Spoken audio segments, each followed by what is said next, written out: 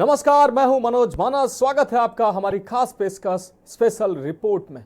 और special report में आज सबसे पहले हम बात करेंगे महाराष्ट्र में अजीत पवार के करिश्मे की। दरअसल अजीत पवार ने अपने चाचा शरद पवार को करारी शिकस्त दी है। साथ ही बात होगी उत्तराखंड के हरिद्वार में हर की पौड़ी समेत 12 स्थानों पर गंगा के पानी की गुणवत्ता की। वहीं सेना के डॉग्स के कला प्रदर्शन के साथ देखें COP29 सम्मेलन को लेकर जलवायु कार्यकर्ताओं में व्याप्त रोष पर फोकस करती खास रिपोर्ट। तो अब चलते हैं खबरों के विस्तार में।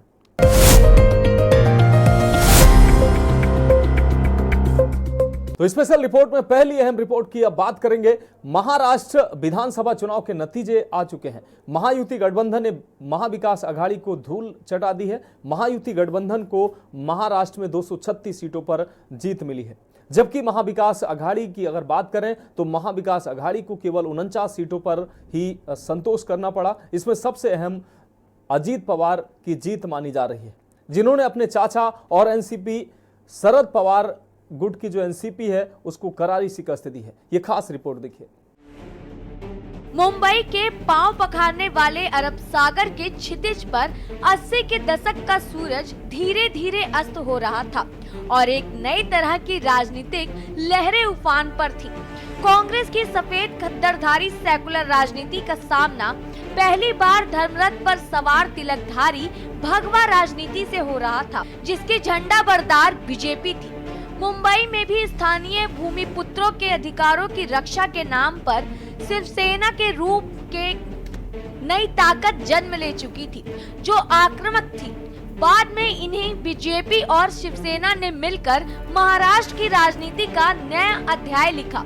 इन 35 सालों में महाराष्ट्र की राजनीति 360 डिग्री घूम चुकी है। महाराष्ट्र विधानसभा चुनाव में अजीत पवार ने अपनी ताकत का एहसास करा दिया है। चुनावी मुकाबले में चाचा शरद पवार को करारी मात दी है। बता दें कि एनसीपी ने 41 सीटों पर जीत दर्ज की है और उसका स्ट्राइक रेट भी शानदार 71% रहा है। 35 सीटों पर अजीत पवार की एनसीपी का मुकाबला शरद पवार की एनसीपी से था। इसमें से 29 सीटों पर अजीत पवार की एनसीपी ने जीत दर्ज की, जबकि महज 6 सीट पर शरद पवार की एनसीपी ने जीत दर्ज की। बता दें कि एनसीपी शरद पवार ने 86 उम्मीदवार मैदान में उतारे थे। ऐसे में अब असली एनसीपी पर अजीत पवार का दावा और मजबूत हो गया है। महाराष्ट्रातल्या जनतेने विकासाकडे बघून महायुतीला प्रचंड अशा प्रकारचं जे यश प्राप्त करून दिलंय, त्याबद्दल महाराष्ट्रातल्या तमाम जनतेचं महायुतीच्या वतीनं व्यक्तिशः माझ्या वतीनं मी त्यांना मनापासून धन्यवाद देतो, मनापासून आभार मानतो। सगळेच कार्यकर्ते राबले, उमेदवार राबले, सगळे सहकारी घटक पक्षाचे, मित्र पक्षांचे सगळे आमचे सहकारी त्याच्यामध्ये स्वतःला झोकून दिलं आणि सगळ्यांनी ही निवडणूक आपली स्वतःची निवडणूक आहे असं समजून त्या ठिकाणी कामाला लागले। बता दें कि महाराष्ट्र की सियासत में महायुति के साथ ही अजीत पवार लंबे वक्त से सीएम बनना चाहते थे। 65 साल के अजीत पवार ने 2019 में 3 बार उप मुख्यमंत्री का पद संभाला। 2014 से पहले उन्होंने कांग्रेस एनसीपी सरकार में भी 2 बार ये पद संभाला था। अजीत पवार शरद पवार के बड़े भाई दिवंगत अनंतराव पवार के बेटे हैं। जब अजीत केवल 18 साल के थे तभी उनके पिता का निधन हो गया था। सियासत में अपने चाचा शरद पवार के साथ जुड़कर अजीत पवार 1982 में राजनीति में आए। तब उन्होंने एक चीनी सहकारी समिति के निदेशकों के बोर्ड का चुनाव जीता था। अजीत पवार ने जब एनसीपी तोड़ी थी तब उन पर मौका परस्ती के आरोप लगे थे। हालांकि उन्होंने हर बार इन आरोपों को सिरे से खारिज किया। बारामती के विधानसभा चुनाव में अपनी जीत और सूबे में महायुति की बम्पर जीत के बाद अजीत पवार ने जनता का धन्यवाद अदा किया। आमच्या ज्या योजना होत्या, योजनांच्या बद्दल बरेच थोडीशी चेष्टा मस्करी करण्यात आली, आम्हाला त्याच्यामध्ये दोष देण्यात आला, आमची थोडंसं टीका टिप्पणी करण्यात आली की राज्य कंगाल केलं, अमुक झालं तमुक झालं। परंतु नंतर त्यांचे जाहीरनामे बाहेर आल्यानंतर आम्हाला ते दिसलं की हे काय चाललेलं आहे, कसं चाललेलं आहे। आम्ही सरकारमध्ये तिघांनी मिळून काही योजना जाहीर केल्या त्या योजना इतक्या पॉप्युलर झाल्या, त्याच्यामध्ये लाडकी बहिणा म्हणजे गेम चेंजरच ती योजना झाली. अंडर करंट असा का बहिणींनी दाखवला की मी सगळे उताने पडले. 2019 के बाद से अजीत पवार के सियासी सफर में कई मोड़ आए हैं. सबसे पहले वे बीजेपी के साथ मिलकर देवेंद्र फडणवीस की सरकार में उप मुख्यमंत्री बने, लेकिन 3 दिन बाद ही उन्होंने इस्तीफा दे दिया. इसके बाद वह उद्धव ठाकरे की सरकार में भी उप मुख्यमंत्री रहे. अजीत पवार ने उप मुख्यमंत्री के रूप में तीसरी बार सत्ता में तब वापसी की जब उन्होंने अपने चाचा शरद पवार से अलग होकर देवेंद्र फडणवीस के साथ एकनाथ शिंदे को समर्थन दिया. महायुति की जीत के बाद अजीत पवार ने शिंदे सरकार की नीतियों की खूब तारीफ की.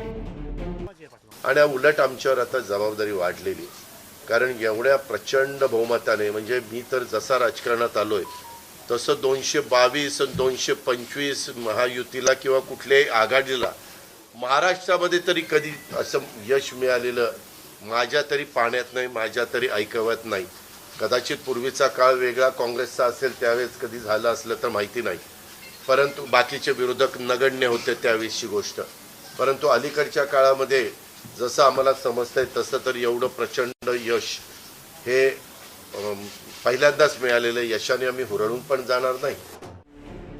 अजीत पवार वाली एनसीपी ने लोकसभा चुनाव में केवल 1 सीट जीती थी. इससे उनके अलग होने के फैसले पर सवाल उठने लगे थे, लेकिन विधानसभा चुनाव में अजीत पवार ने चाचा शरद पवार को अपनी ताकत का एहसास करा दिया है. अजीत पवार ने अपने भतीजे युगेंद्र पवार को 1 लाख से ज्यादा वोटों से हराया है. युगेंद्र पवार को शरद पवार वाली एनसीपी ने टिकट दिया था और शरद पवार ने उन्हें जिताने के लिए पूरी ताकत भी लगाई थी. कई राजनीतिक विशेषज्ञों का मानना है कि अजीत पवार ने विधानसभा चुनाव में जीत हासिल कर सारे आरोपों का जवाब दे दिया है. अजीत पवार की इस जीत को महाराष्ट्र में बड़े सियासी बदलाव के तौर पर देखा जा रहा है, क्योंकि भतीजे ने चुनावी युद्ध में दिग्गज चाचा को करारी मात दे दी है. स्पेशल डेस्क के न्यूज इंडिया. तो स्पेशल रिपोर्ट में अगली अहम रिपोर्ट की बात करेंगे. उत्तराखंड के हरिद्वार में हर की पौड़ी समेत 12 स्थानों पर गंगा के पानी की गुणवत्ता B श्रेणी तक गिर गई है. इस गिरावट के मायने गंभीर हैं, यानी गंगा जल को बिना ट्रीटमेंट किए पिया नहीं जा सकता. हालांकि गंगा स्नान करने से कोई खतरा नहीं है. अधिकारी इस गिरावट का कारण नदी में औद्योगिक कचरे को फेंकना मानते हैं. यह अहम रिपोर्ट देखिए. हरि के द्वार हरिद्वार में गंगा बीमार है और सिस्टम लाचार. इसी लाचारी के कारण यहाँ गंगा जल की शुद्धता B श्रेणी की है, यानी गंगा जल स्नान योग्य तो है लेकिन पीने योग्य नहीं. गंगा जल की मासिक गुणवत्ता मापने वाले उत्तराखंड प्रदूषण नियंत्रण बोर्ड की रिपोर्ट यह बता सामने आई है. हाँ, इस बात पर हम जरूर संतोष कर सकते हैं कि हरिद्वार में गंगा जल की घुलनशील अपशिष्ट, फीकल कोलिफॉर्म मलमूत्र और घुलनशील ऑक्सीजन बायोकेमिकल ऑक्सीजन डिमांड का स्तर मानक के अनुरूप है. पीसीबी का यह भी कहना है कि गंगा जल सहित सभी नदियों के जल को पीने योग्य बनाने के लिए उसका ट्रीटमेंट करना अति आवश्यक होता है. इसलिए हरिद्वार में गंगा जल का पीने योग्य होना अनुचित नहीं है. अगर हम डेटा को देखें तो अगर हम मैं फीकल कोलिफॉर्म की बात करूं, माना फीकल कोलिफॉर्म की अधिकतम जो मात्रा है वो 500 MPN है, जो हमको मतलब जो मानक है निर्धारित के. और अगर हम अपने अनुश्रवण का डेटा देखें तो वैल्यू जो है वो 50 से लेकर 120 MPN प्रति 100 ml है. कहने का तात्पर्य है कि जो अनुश्रवण में जो मात्रा निकली है वो मानकों से काफी नीचे है. सो इस प्रकार से गंगा नदी की जो जल गुणवत्ता है वो B श्रेणी की है. दरअसल हरिद्वार में गंगा जल में घुलनशील अपशिष्ट की मात्रा इतनी अधिक नहीं है कि वह गंगा जल के जलीय जंतुओं के खतरा बन जाए. उत्तराखंड प्रदूषण नियंत्रण बोर्ड हरिद्वार के क्षेत्रीय अधिकारी राजेंद्र सिंह के अनुसार पीसीबी नियमित तौर पर हर माह हरिद्वार जिले में दूधिया वन, हर की पैड़ी सहित सुल्तानपुर क्षेत्र के जसपुर तक 12 अलग अलग स्थानों पर गंगा जल की गुणवत्ता जांचता है. उसकी जांच रिपोर्ट बताती है कि इन सभी स्थानों पर गंगा जल की गुणवत्ता का स्तर कहीं भी पीने योग्य नहीं है. इसमें गंगा की मुख्य धारा सहित गंग नहर से होकर प्रभावित होने वाले गंगा जल की गुणवत्ता जांच शामिल है। गंग नहर से होकर प्रभावित हो रहा गंगा जल कई स्थानों पर गंगा की मुख्य धारा में समाहित हो जाता है।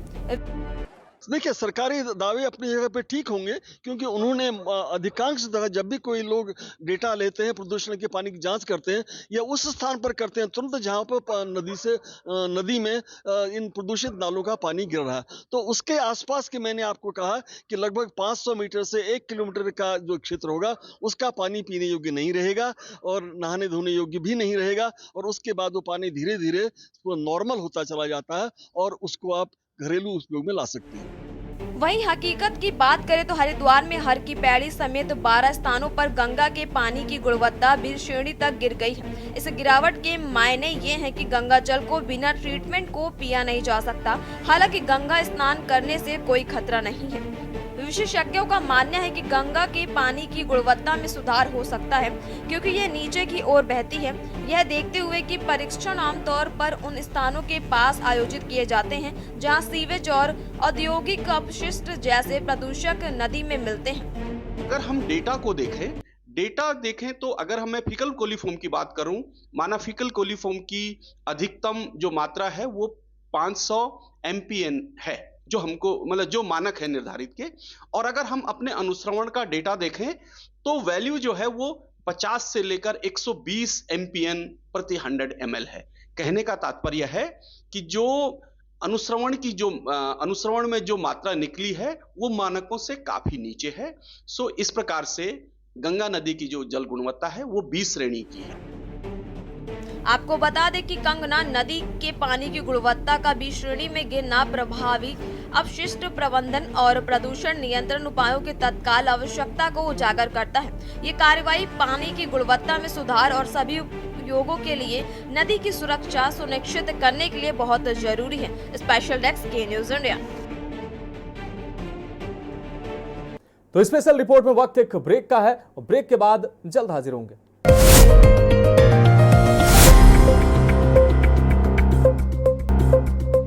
ब्रेक के बाद स्पेशल रिपोर्ट में एक बार फिर से आपका स्वागत है। रुक करते हैं अगली अहम रिपोर्ट का। तो स्पेशल रिपोर्ट में अब अगली अहम रिपोर्ट की हम बात करेंगे। जम्मू कश्मीर में किसान मेले के अंतिम दिन सेना की डॉग्स ने अपनी कला का शानदार प्रदर्शन किया, तो लोग इस कला को देखकर दंग रह गए। अनुशासन देखकर लोग इनके मुरीद नजर आए। ये खास रिपोर्ट देखिए। शेर कश्मीर कृषि विज्ञान विश्वविद्यालय में 4 दिवसीय राष्ट्रीय कृषि शिखर सम्मेलन और किसान मेले के अंतिम दिन सेना और अर्धसैनिक बलों के डॉग्स ने अपनी कला का प्रदर्शन किया। डॉग्स की कलाओं का प्रदर्शन देखने के लिए काफी लोग मौके पर मौजूद रहे।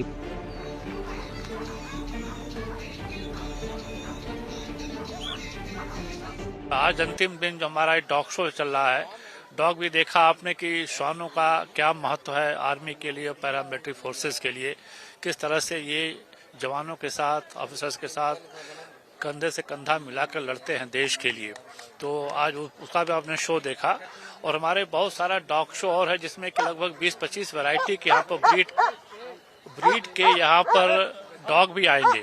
आप देख रहे हैं कि यहाँ कितने लोग, हजारों लोग यहाँ पर हैं उस शो को देखने के लिए। तरह तरह के ब्रीड्स हैं। डॉग के ट्रेनर्स ने बताया कि कैसे डॉग्स को ट्रेनिंग दी जाती है और ट्रेनिंग के दौरान किन बातों का ख्याल रखा जाता है। जैसे एक सोल्जर को जो है, नए सोल्जर को जो है ट्रेन करते हैं, उसी प्रकार भी नए स्वान पप से 6 मंथ से स्वान की ट्रेनिंग शुरू करते हैं। और स्वान को हमारे उधर विभिन्न प्रकार के ट्रेड होते हैं स्वान के, एक्सक्लूसिव, ट्रैकर, माइन, गार्डिंग, अलग अलग होते हैं। तो उसी हिसाब से हम इसको उसमें ट्रेड में डालते हैं। तो यहाँ हमारे पास तकरीबन सारे माइन, एक्सक्लूसिव और ये गार्ड के तकरीबन सारे डॉग थे और हमने सारा ही उसी का शो हमने किया। सर हम लोग इसके साथ ट्रेनिंग 3 मंथ से शुरू करते हैं। तो हम जैसे जैसे टास्क रहता है ना सर, जैसे डिफिकल्ट वगैरह सब्जेक्ट रहता है, ऐसा हमको मेहनत ज्यादा करना पड़ता है। जैसे हम ट्रेनिंग तो 40 वीक्स के बेंगलोर में DBTS तरालो में हम ट्रेनिंग करते हैं, तो यहाँ हमने फील्ड के लिए डिप्लॉय किए हुए डॉग्स हैं सारे। क्या सिविलियंस का इंटरेस्ट भी देखने को मिला यहाँ पे? क्योंकि हाँ सर, बहुत ज्यादा, हद से ज्यादा सिविलियन का इंटरेस्ट। हमने सोचा नहीं था इतना सिविल पब्लिक वगैरह आके इतना ये करेगा, क्राउड इतना ज्यादा आएगा, तो हद से ज्यादा अच्छा लगा। डॉग्स लवर भी बहुत ज्यादा आए और डॉग्स भी बहुत सारे सिविल डॉग्स आए हैं, तो अच्छा लगा सर। डॉग लवर्स ने भी डॉग्स की कलाओं का दीदार किया और बताया कि उन्हें ये सब कितना अच्छा लगा।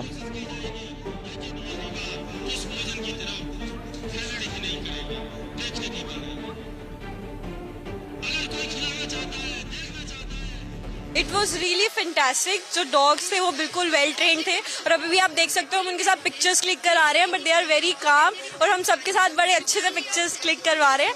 आई पर्सनली थिंक कि डॉग्स जो थे वो बिल्कुल वेल ट्रेन थे एंड जब जैसे जैसे उनका शो देखे, जैसे उनको स्टॉप बोल रहे थे, जैसे उनको बोल रहे थे वॉक, दे वर सो पॉइज, दे वर सो काम और सारी इंस्ट्रक्शंस फॉलो कर रहे थे।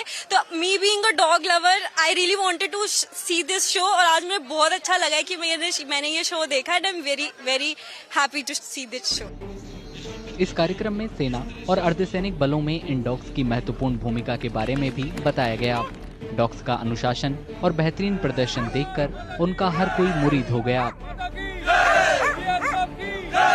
स्पेशल रिपोर्ट में अगली अहम रिपोर्ट की बात करेंगे। COP29 सम्मेलन को लेकर जलवायु कार्यकर्ताओं ने जलवायु वित्त प्रस्ताव का विरोध किया है। आपको बता दें कि भारत ने पैकेज को छोटा बताकर इसे खारिज कर दिया। ये खास रिपोर्ट देखिए। जलवायु कार्यकर्ताओं और सिविल सोसाइटी के सदस्यों ने अजरबैजान के बाकू में चल रहे संयुक्त राष्ट्र जलवायु समिट में विरोध प्रदर्शन किया और जलवायु परिवर्तन से निपटने के लिए विकासशील देशों को दी जा रही कम वित्तीय सहायता को अन्यायपूर्ण बताया और विकसित देशों के प्रस्ताव की निंदा की। विकासशील देशों के विरोध के जवाब में विकसित देशों ने 2035 तक दी जाने वाली अपने वित्तीय सहायता प्रतिबद्धता को 250 बिलियन अमेरिकी डॉलर के अपने शुरू के प्रस्ताव से बढ़ाकर 300 बिलियन अमेरिकी डॉलर कर दिया, लेकिन विकासशील देश इससे खुश नहीं हुए।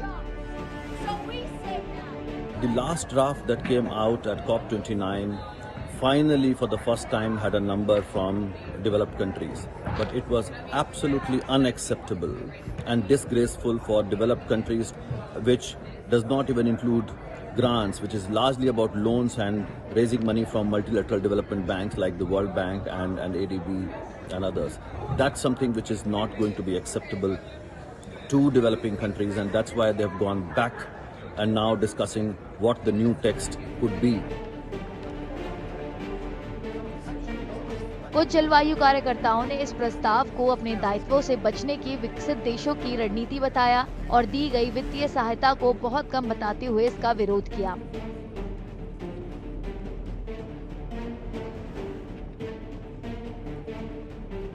So we've been saying here that no deal is better than a bad deal, and what's on the table is a very bad deal. Not just because the number for finance that's going to be provided to the Global South is too low, but actually because the text here would remove most of the obligations that developed countries have to provide finance at all. So this is the end game of a 10-year U.S. strategy to exit from their obligations to provide finance to the Global South. विकासशील देश अपनी बढ़ती जलवायु चुनौतियों से निपटने के लिए 2025 से सालाना कम से कम 1.3 ट्रिलियन अमेरिकी डॉलर की मांग कर रही हैं। वहीं भारत ने रविवार को 300 अरब अमेरिकी डॉलर के जलवायु वित्त पैकेज को बहुत छोटा और बहुत देर से दिया गया बताकर खारिज कर दिया। तो स्पेशल रिपोर्ट में आज के लिए मेरे साथ इतना ही। मुझे दीजिए इजाजत और आप देखते रहिए के न्यूज इंडिया।